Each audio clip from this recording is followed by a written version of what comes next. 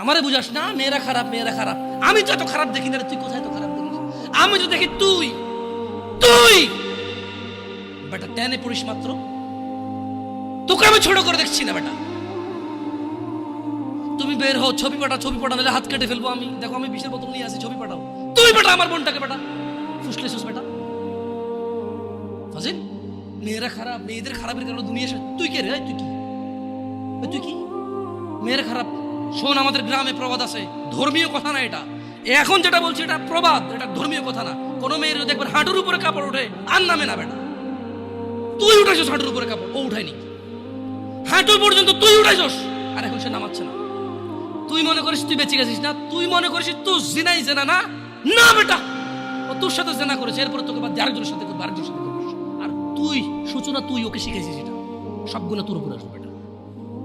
তুই নিজের ছোট পাপিষ্ট মনে করিস না? তুই মনে করিস কি হয়েছে, আমি তো একটা চুমাই নিছি।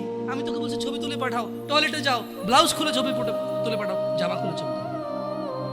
ফাজিল, আল্লাহ তোকে হিদায়াত দিকে, আমিন।